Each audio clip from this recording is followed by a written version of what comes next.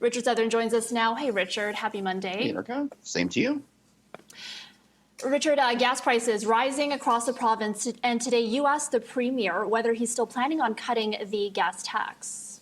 I did. Wanted an update on that because, yeah, the price is actually set to spike again later this week. More on that in just a moment. But Premier Ford, he made this a campaign promise almost 4 years ago, Erica, to cut the provincial gas tax by 5.7 cents a litre. He reiterated that promise last November and said he would do it before the spring budget.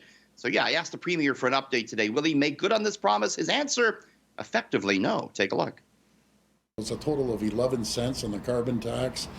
What I'm asking the federal government, put that on hold for at least 6 months as we're going through this, and I will match what the federal government deducts.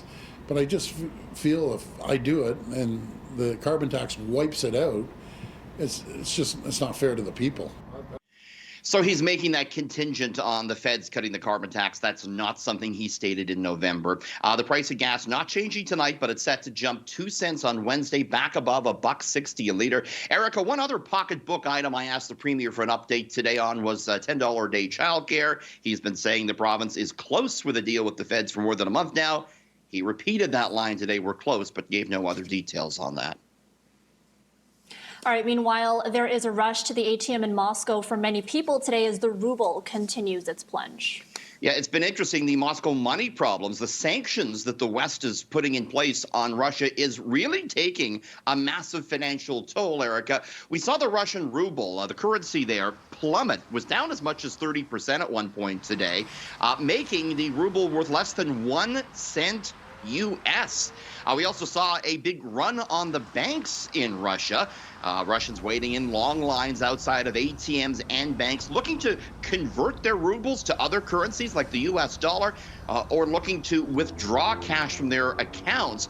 There were fears that Russian banks will be limiting cash withdrawals or that credit and debit cards might stop functioning in that country.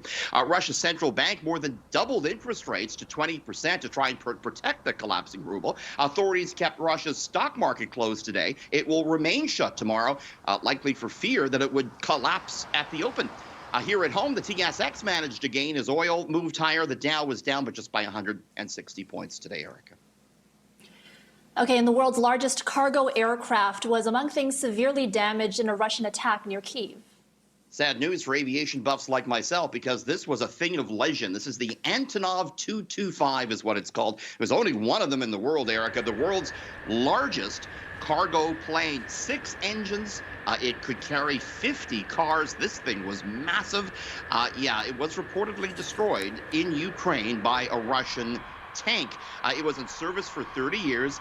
Designed it was in Kyiv by the aviation company Antonov. It was initially constructed to transport the Soviet space shuttle, which never took flight, but it found a successful life in transporting heavy cargo. It was often seen at Toronto Pearson Airport. So tough news there in the world of cargo and aviation, Erica. All right, that's business editor Richard Southern. Thanks, Richard. Thank you. Thanks.